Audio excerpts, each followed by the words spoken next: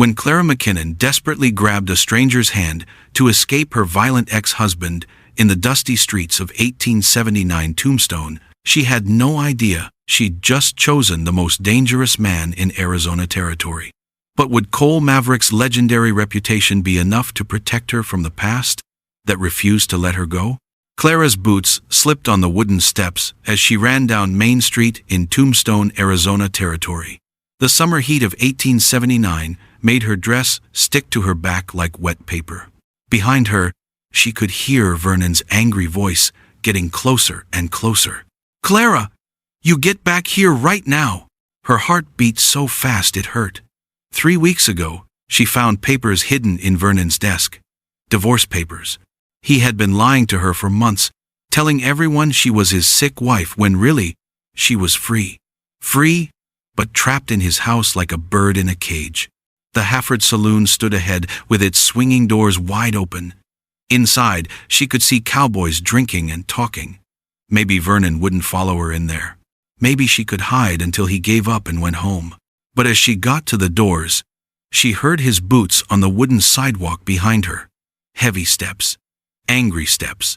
The kind that usually meant a black eye or worse. Clara pushed through the doors so fast, they almost broke. The saloon smelled like whiskey and tobacco smoke. Men in dirty hats turned to look at her.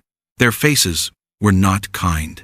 Some smiled in ways that made her stomach feel sick. Then she saw him. A man in a black hat stood at the bar with his back to her. He was tall and wide across the shoulders. His guns hung low on his hips like he knew how to use them.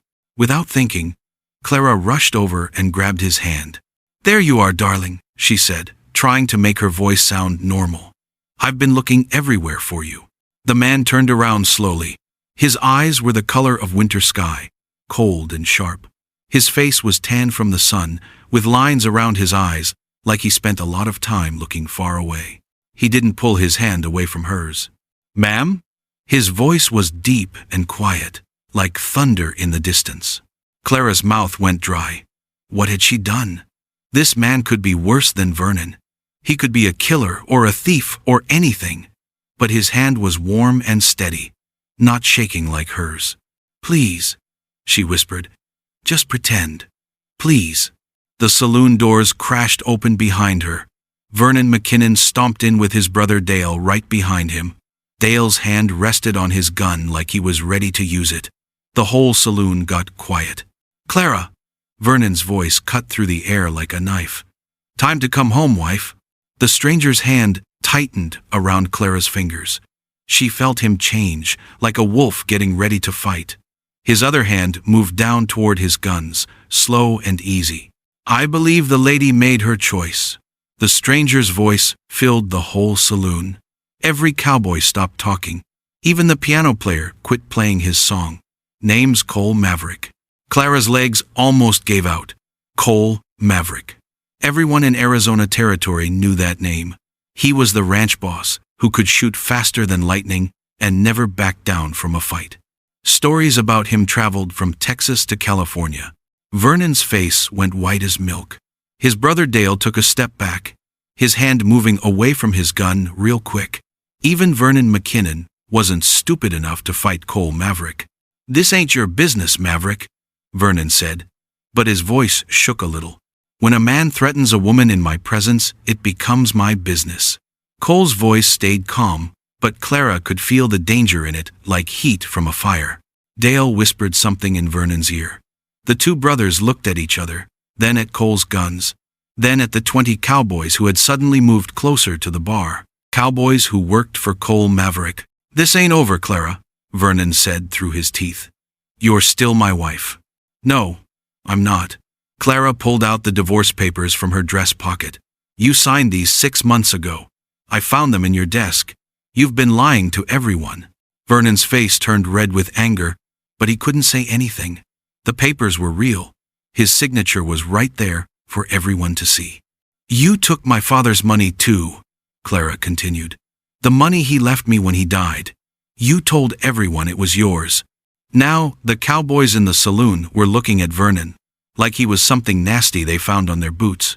Stealing from a woman, especially a dead man's daughter, was the lowest thing a man could do. Vernon grabbed Dale's arm. "Come on, let's go." They walked out of the saloon trying to look tough, but everyone could see they were scared. The doors swung shut behind them with a loud bang. Cole let go of Clara's hand. She almost missed the warm feeling of it. "Thank you," she said. "I don't know what would have happened if—" "You don't need to thank me, ma'am. Any decent man would have done the same." Clara looked around the saloon.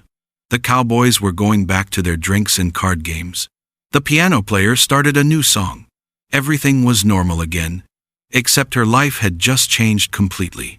"You got somewhere to go?" Cole asked. Clara shook her head. "I've been sleeping in the old church for 3 weeks. Reverend Williams lets me clean it for a meal." Cole studied her face. His blue eyes seemed to see everything. The bruise on her cheek she tried to hide with powder. The way her dress was torn at the sleeve.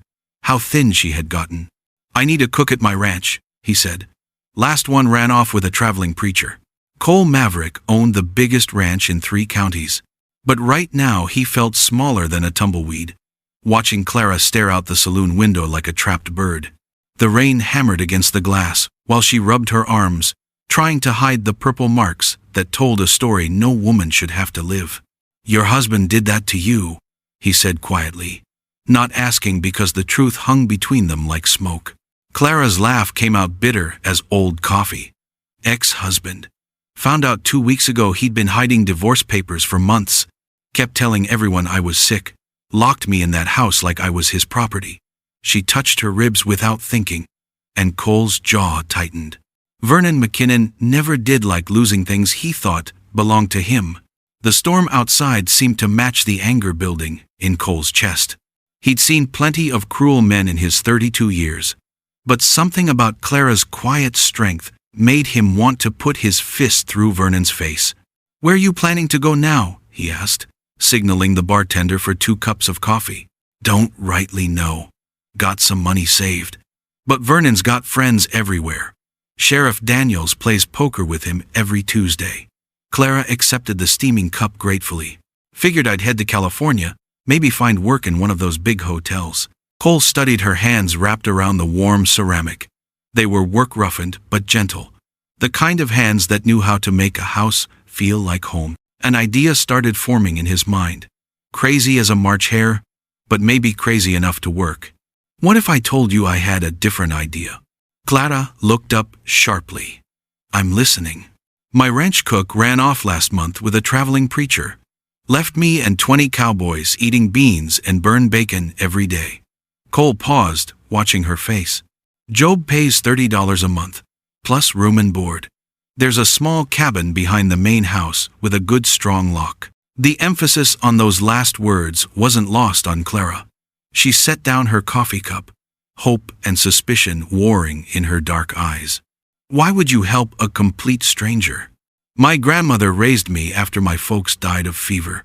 Toughest woman I ever knew, but she had gentle hands and a laugh that could light up a room." Cole's voice grew softer. "She always said you could tell everything about a person by watching how they handle trouble. You didn't beg or cry when Vernon showed up. You took action." Thunder crashed overhead, making both of them jump. Clara smiled for the first time since he'd met her, and Cole felt something shift in his chest like tumbleweed finding solid ground. But would she trust him enough to take the biggest risk of her life? 3 months later, Clara's laughter rang across the Maverick Ranch like church bells on Sunday morning. She stood in the kitchen doorway, flour dusting her apron as she watched young Tommy Rodriguez try to impress the other cowboys by riding backwards on his horse. "Show-off's gonna fall flat on his face," muttered old Pete, the ranch's longest-serving cowboy, but his eyes crinkled with fondness. "Let him have his fun," Clara said, wiping her hands on her apron. "Dinner won't be ready for another hour anyway." The transformation had been remarkable. In just 12 weeks, Clara had gone from a frightened woman hiding bruises to someone who could trade jokes with hardened cowboys and make biscuits so good they'd started a small war over the last one at breakfast. But good things had a way of not lasting, especially when your past had a name like Vernon McKinnon. Cole appeared around the corner of the barn, his face grim as winter. Behind him rode Sheriff Daniels, and Clara's heart sank like a stone in deep water when she saw who was with him. Vernon sat tall in his saddle, dressed in his finest suit, like he was going to church instead of trying to destroy her new life. His pale eyes found hers across the yard, and that old familiar fear tried to claw its way up her throat. "Clara McKinnon," Sheriff Daniels called out, his voice carrying official authority. "Need to have a word with you about some missing property." The cowboys had stopped their horsing around, sensing trouble like cattle before a storm. Tommy Rodriguez's horse danced nervously as the young man's hand drifted toward his gun belt, but Cole raised a calming hand. "What kind of property we talking about, Sheriff?" Cole asked, stepping protectively closer to Clara. Vernon's smile was sharp as a rattlesnake's fang. $300 in cash and my grandmother's silver tea set. Seems my wife took them when she ran off." "Ex-wife," Clara said firmly, though her voice shook. "And that money was my inheritance from my father. You know it was." "Prove it," Vernon challenged. "Got any papers saying that money was yours?" Clara's heart sank. The inheritance papers were back at the house in town, locked in Vernon's desk, where he'd put them 3 years ago. She'd never thought she'd need proof of her own money. Cole stepped forward, his presence suddenly filling the yard like approaching thunder. "Seems to me, a man who hides divorce papers from his own wife might hide other important documents too." Sheriff Daniels shifted uncomfortably in his saddle. Everyone knew Cole Maverick's reputation, and nobody wanted to be on the wrong side of it. But Vernon had always been too proud for his own good. "You calling me a liar, Maverick?" The question hung in the desert air like smoke from a gun barrel, and Clara realized her new life might be about to end before it had really begun. What would Cole do when the law itself was against them? Clara's scream echoed across the desert, as Vernon's fist connected with her jaw, sending her tumbling into the dirt behind the chicken coop. 3 months of peace at the Maverick Ranch had ended the moment her ex-husband arrived with Sheriff Daniels and those fake papers claiming she was a thief. "You always were too mouthy for your own good," Vernon snarled, grabbing her arm and yanking her to her feet. His breath reeked of whiskey and hatred. "Now you're coming home where you belong." But Clara wasn't the same frightened woman who had fled in the spring of 1879. Months of cooking for 20 cowboys had strengthened her arms, and weeks of Cole's gentle encouragement had rebuilt her spine.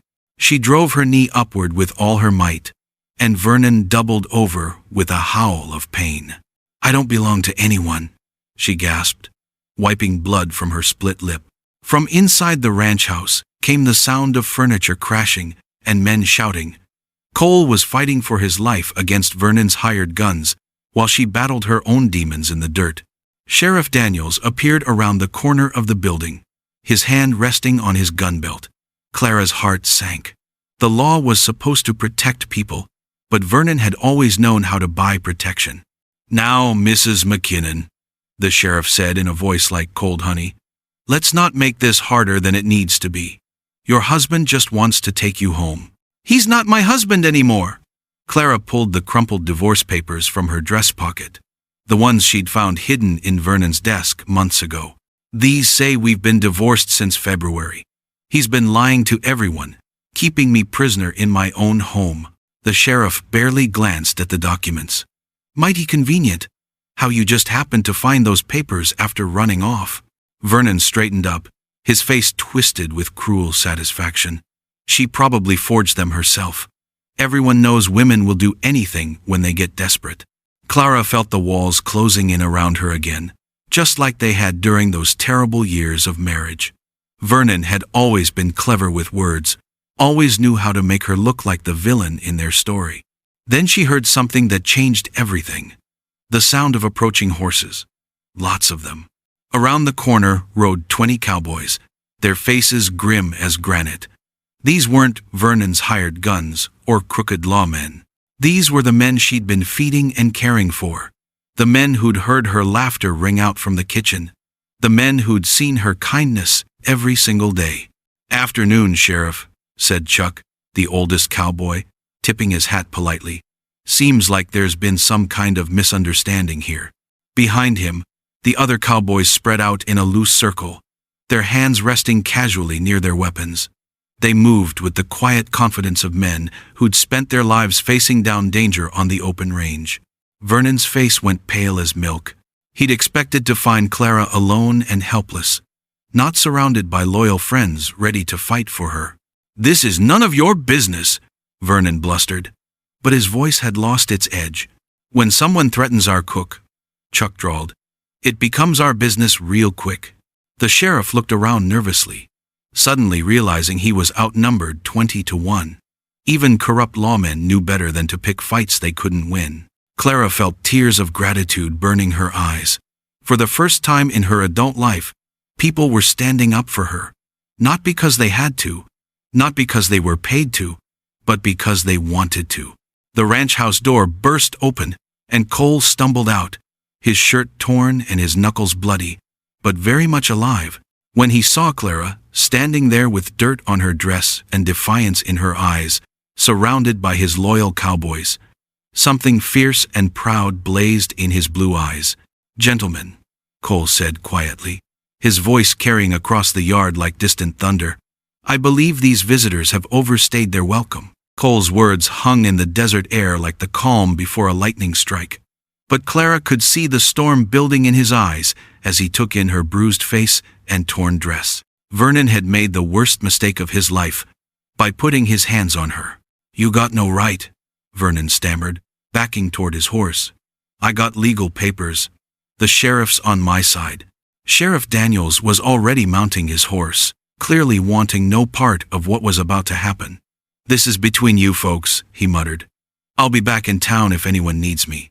As the sheriff rode away in a cloud of dust, Vernon found himself alone with his 2 remaining hired guns, facing down Cole Maverick and 20 angry cowboys.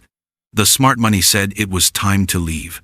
But Vernon McKinnon had never been smart when it came to letting go of things he thought belonged to him. "She's still my wife in the eyes of God," he snarled, drawing courage from desperation. "And I won't be made a fool of by some range rider and his pet cowboys." Cole stepped forward, and Clara saw something in his face that made her blood run cold. This wasn't the gentle man who'd hung a porch swing for her or taught her to whistle. This was the legendary gunfighter, whose reputation stretched from Texas to California. "Mister," Cole said in a voice soft as silk and twice as dangerous, "you just made 2 mistakes. First, you put your hands on a lady. Second, you called my men pets." The hired guns were already backing their horses away, recognizing death when they saw it walking toward them. Vernon found himself alone in the middle of the yard, facing a man whose draw was faster than lightning and twice as deadly. "I challenge you to a fair fight," Vernon said, his voice cracking like a boy's. "Man to man, winner takes all." Clara's heart nearly stopped. Vernon was many things, but he wasn't a gunfighter. This wouldn't be a fair fight, it would be murder. "No," she said, stepping between them. "This ends now." Both men stared at her in surprise. Women didn't interfere in matters of honor, especially not when guns were about to be drawn. "You want to know the truth about Vernon McKinnon?" Clara called out, her voice carrying to every man in the yard. "He's not some wronged husband fighting for his woman. He's a coward who beats defenseless wives and steals money from his own family." She pulled out more papers from her dress, bank documents, letters, evidence she'd been gathering for months. "These show every dollar he stole from my father's inheritance, every lie he told to keep me locked up, every crime he committed while pretending to be a respectable businessman." Vernon lunged for the papers, but Cole caught his wrist in a grip like iron. "The lady's talking," Cole said quietly. "You'll listen." Clara's voice grew stronger with each word. "I don't need anyone to fight my battles for me, Vernon McKinnon. You have no power over me anymore. These papers prove you're nothing but a thief and a liar, and everyone in Tombstone is going to know it." Vernon's face went from red to white to purple as he realized his carefully built reputation was crumbling around him. Without that reputation, he was nothing. Just another small, mean man with big fists and a bigger mouth. "You think you've won?" he whispered, his eyes filled with poison. But this isn't over. Someday when your cowboy isn't around to protect you, someday when you're alone again, I'll find you. Clara looked at this man who had controlled her life for so many years, who had made her believe she was worthless and weak. Now she saw him for what he really was. A scared little boy throwing a tantrum because his toy had been taken away. "You're wrong about something important, Vernon," she said with a smile that was all steel and sunshine. "I'm never going to be alone again." Cole's hand found hers, warm and steady and sure. Around them, 20 cowboys nodded their agreement, their faces showing exactly what they thought of men who hurt women. Vernon McKinnon climbed onto his horse, with what little dignity he had left. But Clara could see the defeat in his slouched shoulders.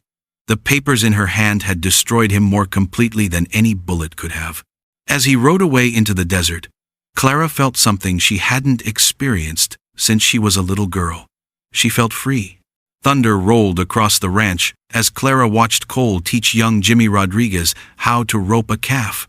The boy had shown up 3 days ago, hungry and alone, claiming his family died from fever on the trail west. Something about his story didn't sit right with her, but Cole had given him work anyway. "Watch his hands," Clara whispered to herself, studying Jimmy's movements. The way he held the rope looked too skilled for a beginner, too practiced. Her stomach twisted with worry. Cole walked over, wiping sweat from his forehead.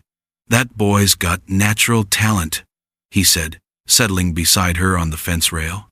"Maybe too much talent," Clara replied carefully. She'd learned to trust her instincts since arriving at the ranch. "Cole, what if he's not who he says he is?" Before Cole could answer, dust clouds appeared on the horizon. 3 riders approached fast, their horses lathered with sweat. Clara's heart jumped. Vernon never traveled with just 2 men, unless he was planning something sneaky. The riders pulled up at the gate. Sheriff Daniels climbed down, his face grim. Behind him rode 2 men Clara had never seen before. One wore a badge that caught the afternoon sunlight. "Cole Maverick," the stranger called out. "I'm Marshall Tucker from Tucson. We're looking for a boy named Santiago Morales, 15 years old, dark hair, about yay high." He held his hand up to show Jimmy's exact height. Clara felt the blood drain from her face. Jimmy, or Santiago, had frozen by the corral, his rope hanging loose in his hands. "What's he wanted for?"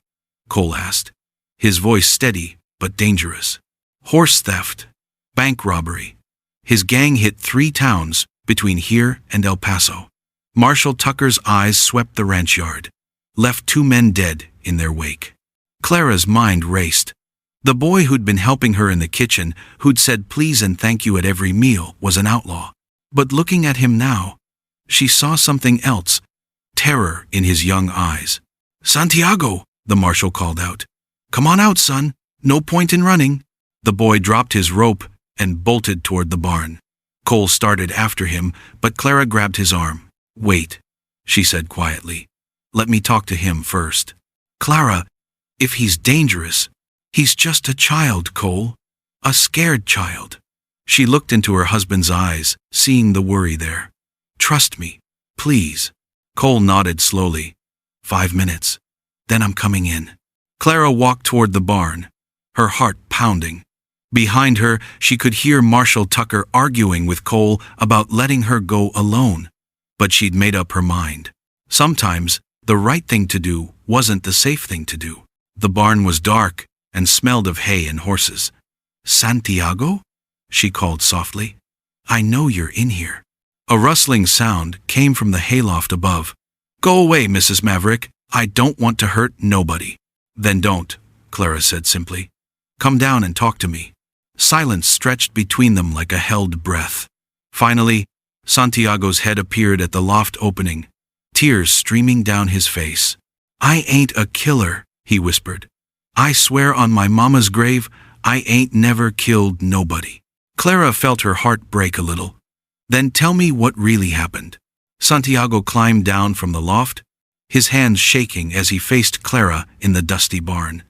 Outside, she could hear Cole keeping the marshal busy with questions about the robberies. My real name is Santiago Morales, the boy began, his voice barely above a whisper. But I ain't the Santiago they're looking for. That's my older brother. Clara felt puzzle pieces clicking together in her mind. Your brother? Miguel. He's 19. Looks just like me, but bigger. When the gang hit Tombstone last month, somebody saw me in the street and thought I was him. Santiago's words tumbled out faster now. I've been running ever since, trying to stay ahead of the law. Why didn't you just tell the truth? Santiago laughed bitterly. To who? Ain't nobody gonna believe a Mexican kid over a marshal's word. They see the name Morales and think we're all the same. Clara's chest tightened with familiar anger. She knew what it felt like to have people decide who you were before you got a chance to speak. Santiago, where's your brother now? Dead. The word fell between them like a stone. Got shot trying to rob a bank in Silver City 2 weeks ago. But the marshal don't know that yet. Through the barn door, Clara could see Marshal Tucker getting impatient. Cole was running out of ways to stall him. Listen to me, Clara said urgently. I'm going to tell them you're not here. You climb back up to that loft and stay quiet until they leave. Mrs. Maverick, I can't ask you to lie for me. You're not asking. I'm choosing. Clara straightened her shoulders. But after they're gone, you and I are going to Tucson together. We're going to find proof that your brother is dead, and we're going to clear your name the right way. Santiago's eyes went wide. You'd do that? For me? That's what family does, Clara said firmly. And like it or not, you're part of this ranch now. She walked out of the barn with her head held high. Marshal Tucker stood by his horse, impatience written across his weathered face. Well? He demanded. The boy in there? There's no Santiago Morales on this ranch, Clara said, meeting his gaze steadily. Just Jimmy Rodriguez, a young man who works for us. Marshal Tucker studied her face, looking for signs of deception. You sure about that, ma'am? Lying to a federal marshal is a serious crime. I'm sure, Clara replied without flinching. But Marshal, might I suggest you check the records in Silver City? I heard tell there was a shooting there recently. Might save you some trouble.